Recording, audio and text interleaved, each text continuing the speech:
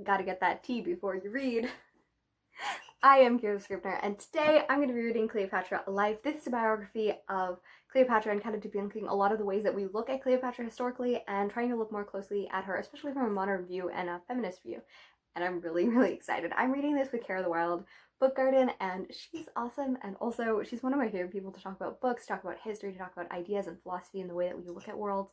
And I always have great conversations with her, so this is going to be great. I want to summarize it, but like the first page is so dang good, so I kind of want to read it to you. And I feel like I can actually do that under copyright, pretty sure, hopefully. And it's called That Egyptian Woman. Man's most valuable trait is a judicious sense of what not to believe. Euripides. Among the most famous women to have lived, Cleopatra VII ruled Egypt for 22 years. She lost a kingdom once, regained it, nearly lost it again, amassed an empire, lost it all. A goddess as a child, a queen at 18, a celebrity soon thereafter. She was an object of speculation and veneration, gossip and legend, even in her own time. At the height of her power, she controlled virtually the entire eastern Mediterranean coast, the last great kingdom of Egypt. For a fleeting moment, she held the fate of the Western world in her hands. She had a child with a married man, 3 more with another. She died at 39, a generation before the birth of Christ. Catastrophe reliably cements a reputation, and Cleopatra's end was sudden and sensational. She has lodged herself in our imaginations ever since. Many people have spoken for her, including the greatest playwrights and poets. We have been putting words in her mouth for 2,000 years. In one of the busiest afterlives in history, she has gone on to become an asteroid, a video game, a cliche, a cigarette, a slot machine, a strip club, a synonym for Elizabeth Taylor. Shakespeare attested to Cleopatra's infinite variety. He had no idea. So I am starting Cleopatra tonight. I'm buddy reading with Kara the Wild from the Wild Book Garden. I love her so much. Okay, this is the whole part. There's just notes and notations and an index. I love how long it is. I should have checked the page length before. Nope, it doesn't have a thing. Anyways, there's a good there's a good 60 pages out of the 300. There's 330 pages and then 60 pages that are just notations. It's so dang good. And I really, really enjoy the way that she writes, and it's probably more narrative than most history books, but I think that it allows a poignancy that is really beautiful and reflective. And the way that she writes, like I have a lot of underlines already. But one line that really struck me is, a Roman could not pry apart the exotic and the erotic.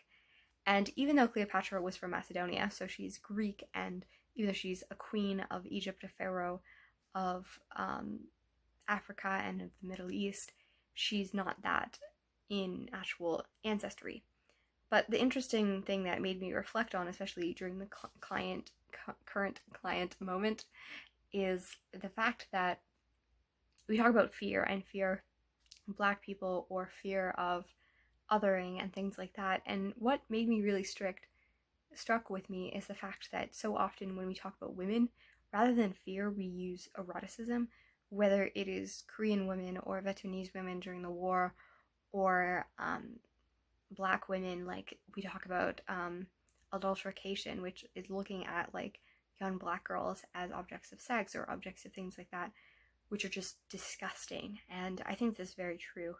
It's a way that we look at Cleopatra as, you know, this brown woman that is so sexy and nothing like, you know, the white women of Rome. And that's very interesting and reflective. And even though it's really old story, it looks like at that.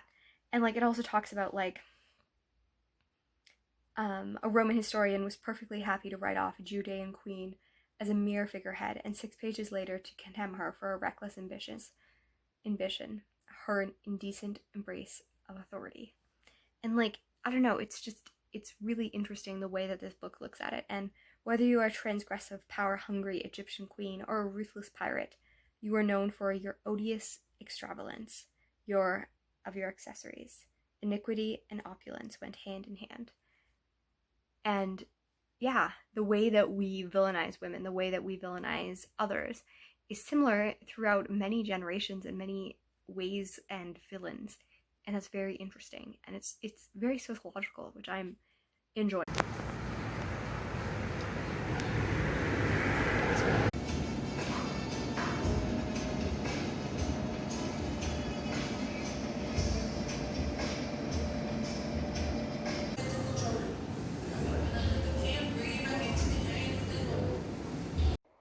when you're trying to think of creative ways to put your books. I don't think they'll be a great bookstagram, but you know, we at least tried. Oh, also, my totally thoughts on this was loving that nonfiction life. Also, feet. Sounds like it would be a great idea, but in actuality, it does not work also. This book is so dang good. Okay, I guess dang is the word. It's talking about like cinnamon words, as in words that we say, and then like spearmint words, which we don't even realize how much we say. Dang is that word that just sometimes comes out because I doesn't swear, and then I'm like, I need emphasis. Dang.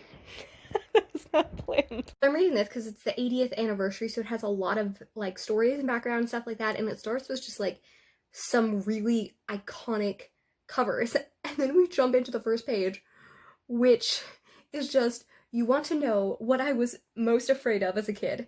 And then it just launches into the story of a boy looking at a flower that looks like a rose, but then it's like, no. My grandparents, yeah, my grandparents like collect different hides from animals, and they made him this flower made of different animals, and he's like, maybe it's actually human. I'm pretty sure it's supposed to be the Joker, but wow, it's dark already. But like, yeah, I've been in such a weird writing mode all the time, and flipping back, but I feel like I might be getting into comics again. So if you're a comic reader, please recommend things, because I always feel like I'm reading Black Panther right now, and I'm lost. I know the like basic lore, but like all the characters that are like super side, I'm like, who is this? And there's no background, and I don't want them to over explain everything, but it's really hard to know. I'm reading the Ta-Nehisi Coates, it's probably a butcher of his name, edition right now, A Nation Under Your Feet, but like it feels like there's a lot of background that I just don't know, so I'm kind of confused, and it takes me out of things, even though parts of it is really good. But yeah, comics are great. I don't think I have words. My goodness, I think that was 10 pages. Actually, I should check. Yeah, that was like 10, maybe 15 pages, and my goodness, it was so dang good. Haunting, psychological, creepy, and that ending. Like, it is like every single page, it is beautifully drawn and illustrated and colored. Dang. I wrote down Scott Snyder, and I wrote down the artists, and I'm going to look them up because I want to read more, and I really hope they have more Joker, or just like comics, DC in general, which I'm assuming they do. I'm in love. I don't want to say anything because I want to ruin it, but it is good. So the third one is the first one to really hold like Joker as more than a few scenes, and it is good and hilarious. I love the exploration of like death, how people react to like a reveal of who the person is, seeing all the different superheroes come in, and then the Joker scenes are excellent. What is a villain without a hero? And that last, dang, it's funny. Like, I don't think I want to spoil it. It's just, it's great. It's so dang great. You get one torture box, and everyone gets so judgmental. So this one was mostly endearing with the side of, ah. So Joker comes along, and he finds a little boy, you know, mutilating bugs, as you do, and he's like, cool, this is cool. And they bond, and he's like, yeah, people are not coming to my birthday because I torture bugs. So he goes and he makes all the people go to the boy's birthday. It's rather endearing, with sort of twistedness. I really liked it though. Am I scarred? Yes. It is much later than I expected it to be, but that's what happens when you're writing and reading and taking notes very intensely, and then you go down a rabbit hole. And that's because when writing my review, I was going to comment on The War Within had my favorite art style, like, over story, and it was done by what I thought was a woman, Simone Biaggi, and no, that's not a woman.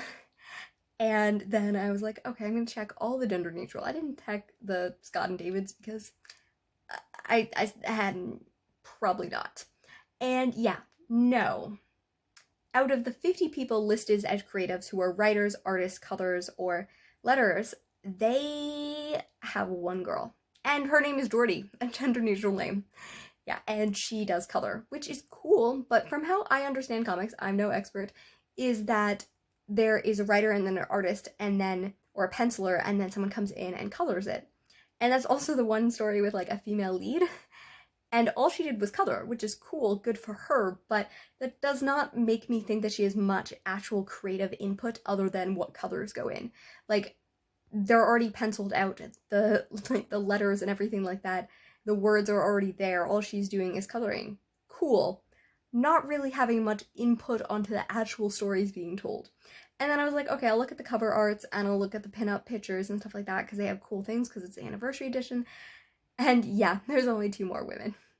And one of them is Michelle Madsen, who is doing it with someone named Kelly, which I thought was a woman. Nope. And yeah, they co-did it, so I'm not sure how much input she actually had there. The only person who had sole input over what she put in was Fiona Staples, who is really cool. Love Fiona Staples, love Saga, love lots of things that she done. Very well known, and probably the most well-known female person who is an artist in comics or graphic novels that I know of. So you mean there is 50 people who are listed as creative, and 3 of them are women. Only one of them had actual complete control over any narrative that was told. Apparently, October 19th is the day of camera in window and me cutting in to realize I haven't edited vlogs, so I just ended abruptly. So I started the reading rush and I kind of discontinued this one, but I continued reading comics. So if you really want to be reading me talking and really like falling in love with the comics, that is the story.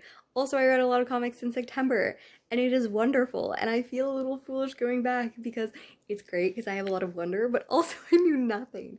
And also, I'm still mad that, you know, in anniversary copies, women were given no credit. And also, I'm still not done Cleopatra because it's been not a lot of reading other than comics, but I started reading more Cleopatra again, and I'm really, really enjoying it. There'll be a conclusion sometime to my comics, not my comics journal, but my Cleopatra journey. At least in that book, I'll probably read more because she's such a boss. Anyways, happy reading and writing, and I will catch up with you guys next time. Have a great day.